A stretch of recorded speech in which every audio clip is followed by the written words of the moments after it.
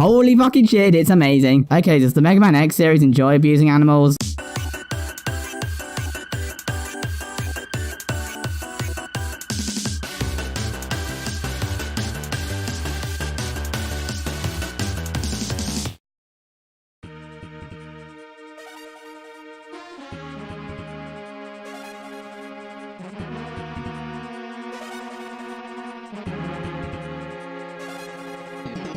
So last time, I tore apart the 11 Mavericks I didn't like, which I suggest you watch first if you haven't already. And now, I'm going to go through the 11 Mavericks I do like, basing it on the same criteria as last week, except for how good they are in said category.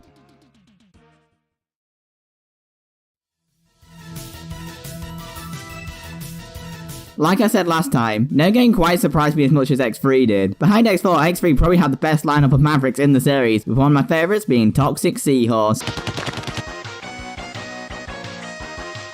Firstly, his stage is my favourite in the game to play through because of the variety. It starts off with a well-done wall jumping section in the sewers, followed by an underwater section with multiple ways to get through it, and a really easy mini-boss, ending with a trip across the dam. It's well designed, and it's the stage I enjoy the most whenever I replay X3. His fight is also pretty fun. Sure, it starts out not too hard, with him shooting acid bubbles that rebound off the walls, however you can shoot them if you're quick enough, otherwise they'll be drifting off the walls. We get to half health, and you might be glad of the wall jumps when the bouncing bubbles come in. You can also sink into the ground and appear moments later. The thing that keeps him low, however, is the weapon. The acid burst has nice range, but it's slow breaking apart. But at least it was fun getting it.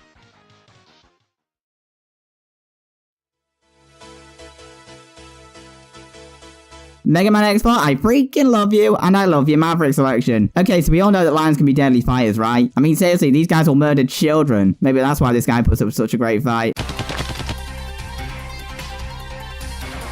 Even before that fight, however, just look at that design and tell me he doesn't look proud of it. And his stage has an awesome concept where you get to completely terrorize a train. Yeah, fuck the M11 bombers. It's a blast wrecking everything in sight, and even this broken track section is a joy to go through. And like I already said, he puts up one of the greatest fights in the series, unless you have his weakness weapon. In fact, his series is always hard. He starts out trying to stomp you and firing with his twin slasher, both of which require a quick dash to dodge, but when he gets to half health, he'll try and ram you with his claws and attempt to pounce on you, so you'll need to be on your toes. It's a phenomenal fight, one of my favourite fights in the series, but like Toxic Seahorse, his weapons let him down. I never really found a use for either the weapon or the technique you get from him. Worthy of a spot for that fight though.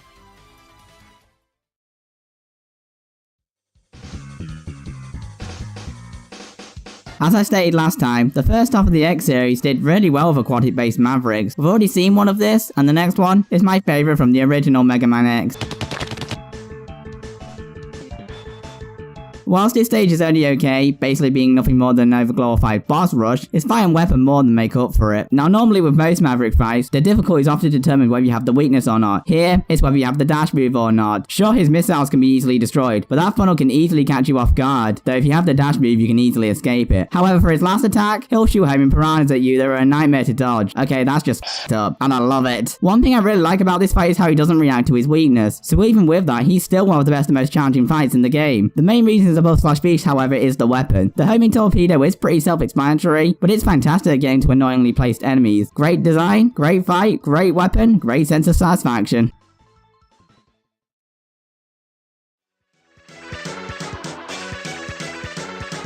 Mega Man X2 is a load of fun. I actually prefer this over the original. However, this Maverick lineup I have to admit is pretty weak, but there were some highlights. Bubble Crab is one of those highlights. His stage is also one of this game's highlights. There is so much room to dash, jump and explore to find all of the hidden collectibles in the stage, and taking down this submarine is incredibly satisfying, which you'll need to do if you want to find the hunter in this stage. As for his fight, he'll start off shielding himself and then try and ram you with his horns, and he'll also send out bubbles, crabs will stay on the surface and when pods fly across the screen. All the while, the water level is constantly changing. When he gets low in health, he'll also send baby crabs flying across the screen. Okay, does the Mega Man X series enjoy abusing animals? The best thing about this guy, however, is the weapon. Not the normal weapon, the charged version, as it gives you a shield as long as you have some weapon energy, and with that you can do this.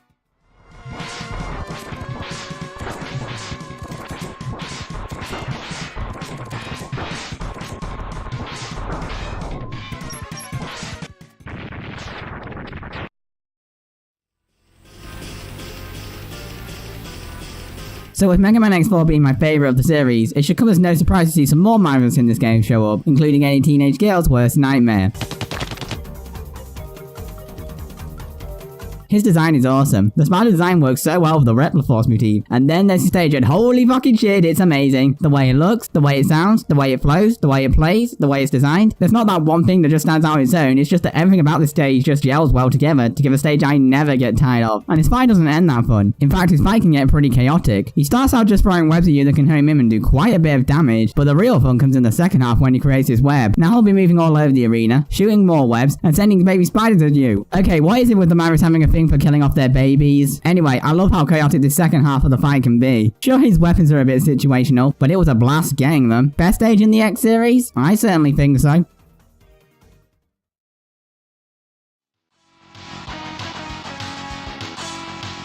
So how many colors can we stick on one Maverick? Well, he's a tiger with more colours than the LGBTQIAPNBXXDOSNOWFLIKE community. Like, seriously, that's awesome. His stage is also pretty cool. You got the platforming on grasshoppers, a really interesting mini-boss, and you can easily grab the hard tank and sub-tank here, although the music is kind of annoying. As for the fight, it gave me hell at first, but that's probably because I suck. He'll shoot ray splashes at you and try and slash you. It can be tricky at first, but once you get his pattern down, he's not too bad. But the reason he's so high is the weapon. The ray splasher is loads of fun to use. It can destroy enemies up close because of the high fire rate, and it can get far enemies because of the huge range. It is really useful. One of Mega Man X3's strongest reps in my opinion.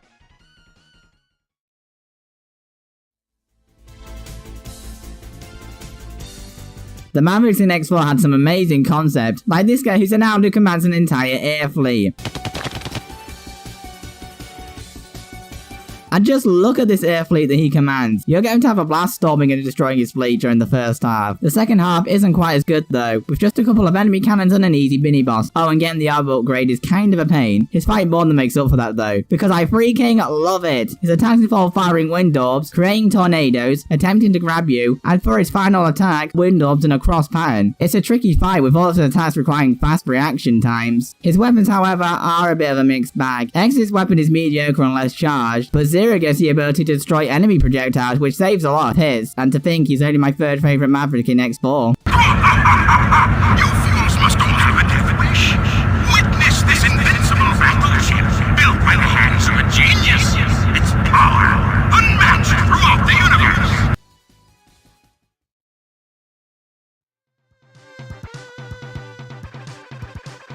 And now for my favourite Maverick in X2. This selection may not have had many highs, but I don't care because Roadrunner's robotic cousin is freaking awesome.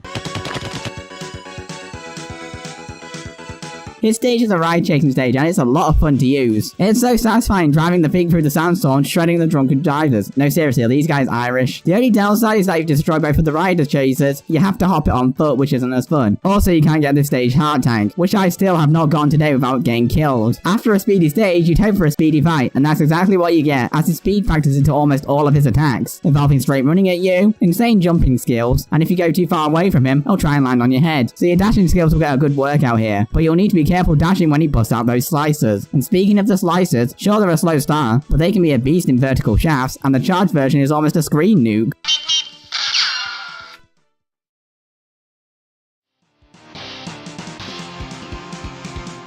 As stated before, Mega Man X3 was a surprising package, though to find some surprisingly good Mavericks is not much of a surprise.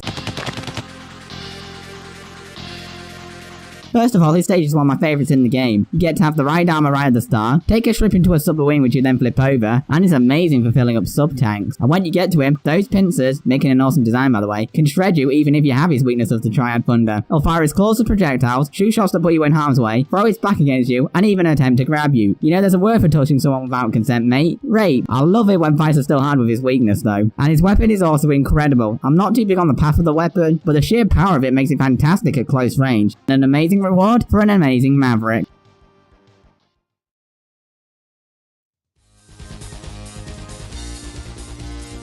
So in general, you go through a stage and then take out the Maverick at the end. Yeah, just anyway goes f*** that. This guy will constantly be pestering in the second half of his stingrays. Okay, these Mavericks have officially killed more baby animals than Peter, but it made the second half a blast. The stage itself is also a load of fun. It's another ride chasing sequence, but unlike Volt Kraken, you can actually react here, even with the OP dash to send Stingray flying in the second half. The only downside is that getting the hardened sub-tanks is a pain. You'll need some good reflexes for this stage and for his fight. He'll continue with Stingray abuse and try to dash at you, which gives very little reaction time. When he loses some health, he'll also try and suck you in, shoot Stingrays that home in on you, and even start charging up and down at you. It's a phenomenal fight, and the rewards are more than worth it. X's weapons are amazing for grounded enemies, while Zero gets an air dash, which is insanely useful. But despite all of that, he's not my favorite Maverick in X4. Alright then, here's the honourable mentions. Storm Eagle, cool design, stage and weapon but a pathetic fight. Flame Stag, awesome design and a blast of a stage. Blast Hornet, awesome design, charging fight and a cool weapon. Cyber Peacock, nice design, stage and weapon. And finally Shining Firefly, the only Maverick who got everything right in X5.